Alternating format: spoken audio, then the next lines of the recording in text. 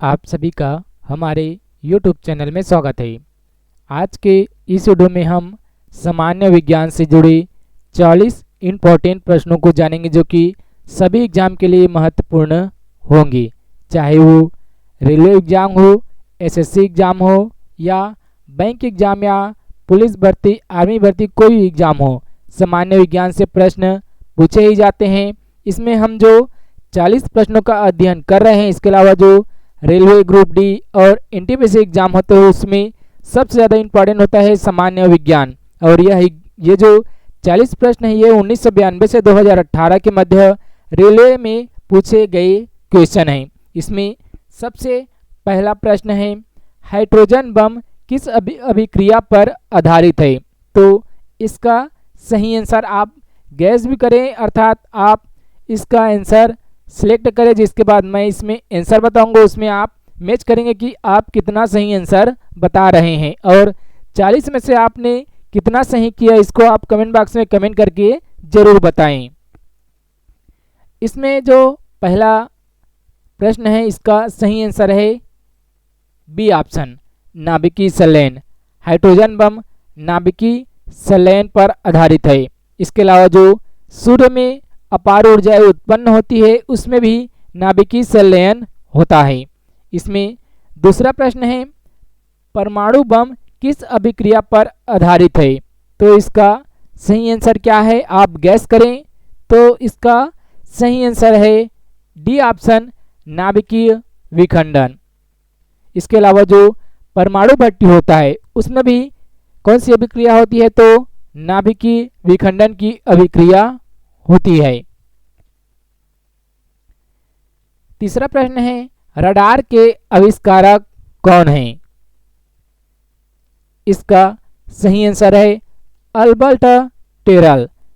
C option इसका सही answer है, रडार के आविष्कारक है अल्बर्ट टेलर। कोई भी एग्जाम के लिए सबसे ज़्यादा इंपॉर्टेंट होता है प्रैक्टिस सेट। आप ज़्यादा से ज़्यादा प्रैक्टिस सेट का अध्ययन करें। हम इसमें 100 से ज़्यादा प्रैक्टिस सेट का अध्ययन करेंगे, जिसमें 40-50 प्रश्न होंगे हर सेट में। इसके बाद अगला है चौथा प्रश्न, न्यूट्रिनो की खोज किसने की थी? इसका सही आंसर है बी ऑप्शन, पाउली। न्यूट्रिनो की खोज किसने की है? तो पाउली। पांचवा प्रश्न है, आवर्त के नियम की खोज किसने की है? जो आवर्त सारणी होते हैं, रसायन विज्ञान का प्रश्न है, उसमें जो आवर्त सारणी होता है उसकी खोज किसने की है ये हमें बताना है। तो इसका सही आंसर है डी ऑप्शन, मेडलिप। आपने नाम जरूर सुना होगा। मेडलिप की आवर्त सारणी हम पढ़ते हैं जिसमें 118 एलिमेंट है। इसके बाद छठवां प्रश्न है, प्रथम नाभिकीय रिएक्टर किसके निर्देशन में बनाया गया था? ये बहुत ही इंपॉर्टेंट क्वेश्चन है।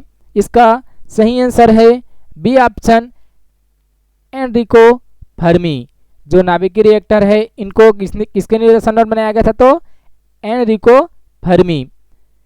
इसके बाद अगला है सातवां प्रश्न, प्रथम हाइड्रोजन बम कब बनाया गया था? ये बहुत ही इंपॉर्टेंट है। प्रथम हाइड्रोजन बम कब बनाया गया था? तो इसका सही आंसर है 1952 में बनाया गया था। अगला है, प्रोटॉन किस प्रकार का कण है? तो इसका सही आंसर क्या है? बी ऑप्शन, प्रोटॉन धन आवेश है और इलेक्ट्रॉन ऋण आवेश है। अगला दिया हुआ है, इलेक्ट्रॉन किस प्रकार का आवेश है? तो ये क्या है? बी ऑप्शन, ऋण आवेश युक्त है। अगला है, न्यूट्रॉन किस प्रकार का है? तो 10वें प्रश्न का सही आंसर है आवेश विहीन। आप ध्यान रखेंगे तीनों को, प्रोटॉन, इलेक्ट्रॉन और न्यूट्रॉन। प्रोटॉन जो है धन आवेश है, इलेक्ट्रॉन ऋण आवेश है और जो न्यूट्रॉन है ये किस प्रकार का है? तो आवेशहीन है। सी ऑप्शन इसका सही आंसर है। इसके बाद है 11वां प्रश्न, परमाणु बम का आविष्कार किसने किया था? सबसे पहले हमने देखा था हाइड्रोजन बम का आविष्कार किसने किया था? Enrico Fermi. और आगे आप देखेंगे तो परमाणु बम का आविष्कार किसने किया है? तो इसका सही आंसर है ऑटो हान। ऑटो हान द्वारा परमाणु बम का आविष्कार किया गया है। 12वां प्रश्न है, प्रथम परमाणु बम कब बनाया गया था?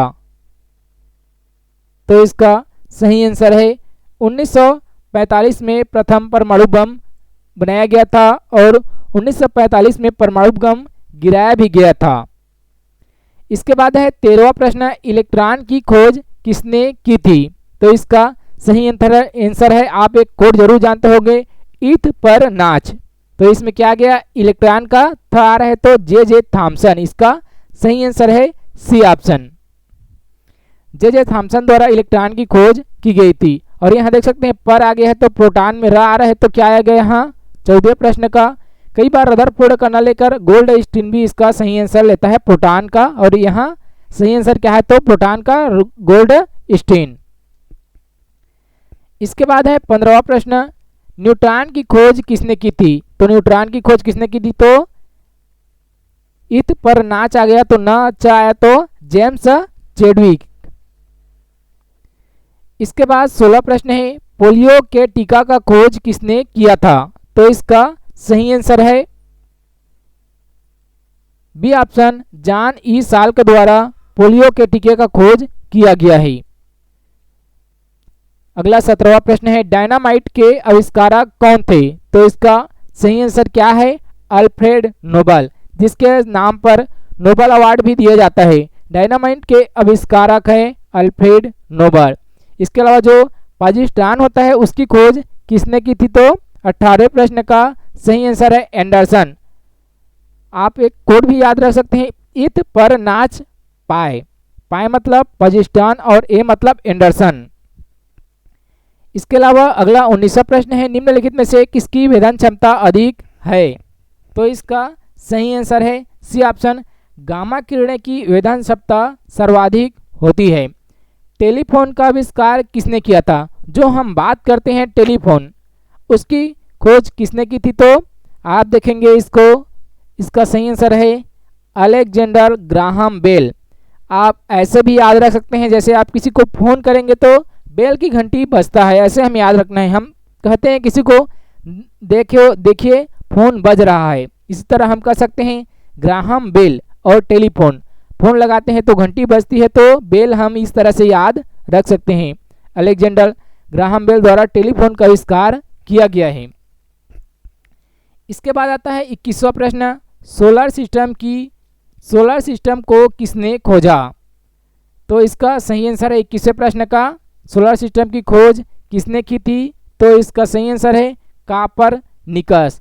सोलर सिस्टम में बहुत सारे कापर का यूज किया जाता है, जिसको हम याद रख सकते हैं, सोलर सिस्टम को कापरनिकस। इसके अलावा 22वां प्रश्न देखेंगे तो नाभिकीय विखंडन में ट्रिगर क्या होता है? नाभिकीय विखंडन में ट्रिगर क्या होता है? तो इसका सही आंसर है बी ऑप्शन, न्यूट्रॉन। हमने देखा इलेक्ट्रॉन में क्या होता है तो धनावेश, प्रोटॉन में क्या होता है तो ऋण आवेश, और न्यूट्रॉन में क्या होता है तो न ही धन आवेश होता है न ही ऋण आवेश होता है। ये क्या है तो ट्रिगर है। 23वां प्रश्न है, क्वांटम सिद्धांत किसने दिया था? ये बहुत ही इंपॉर्टेंट प्रश्न है।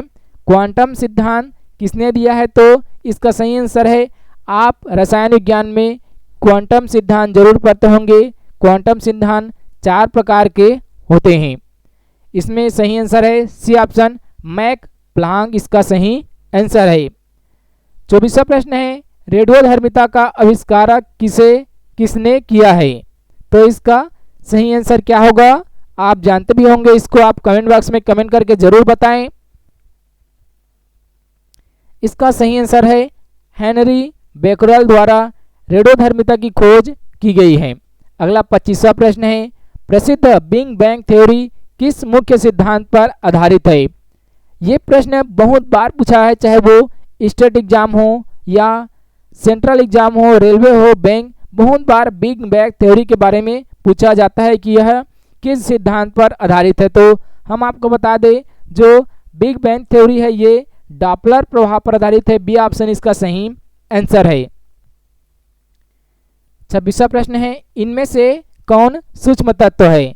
तो इसका कौन सूक्ष्म तत्व है ये बताना है। इसमें 4 ऑप्शन दिया हुआ है, क्लोरीन, हाइड्रोजन, नाइट्रोजन और ऑक्सीजन। इसका सही आंसर क्या है तो हाइड्रोजन इसका सूक्ष्म तत्व है इनमें से।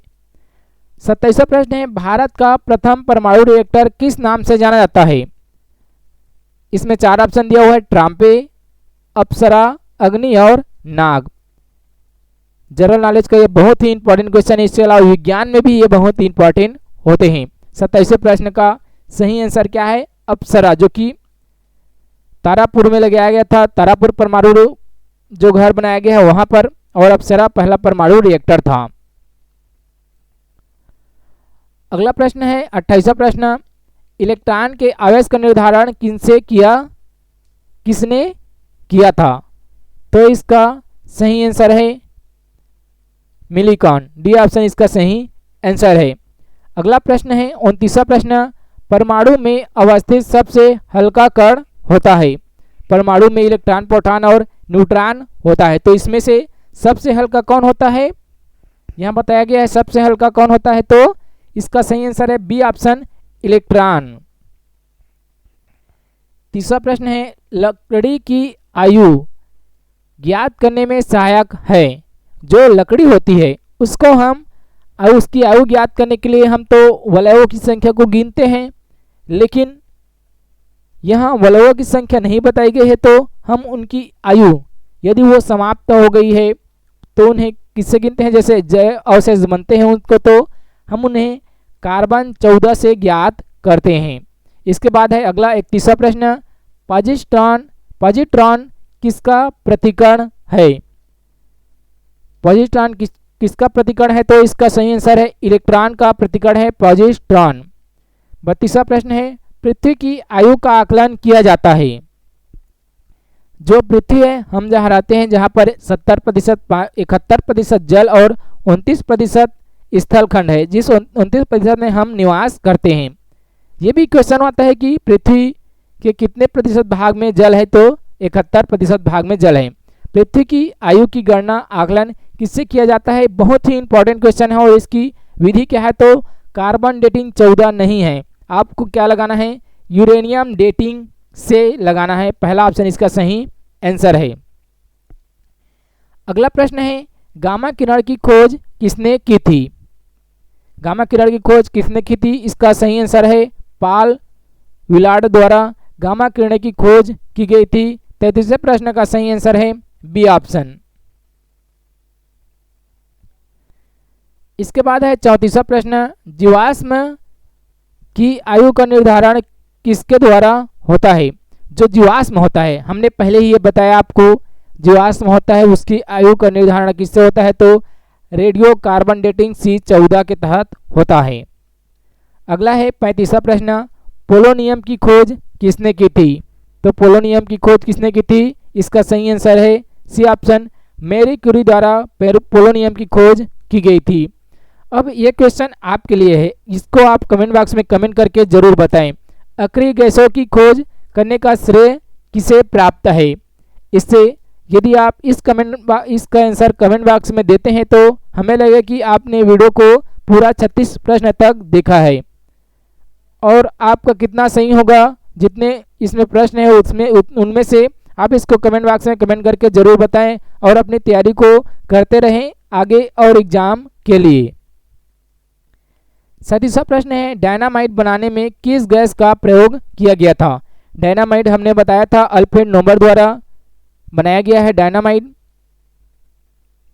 और ये डायनामाइट में किन का प्रयोग किया गया था? तो इसका सही आंसर है नाइट्रोग्लिसरीन का प्रयोग किया गया था।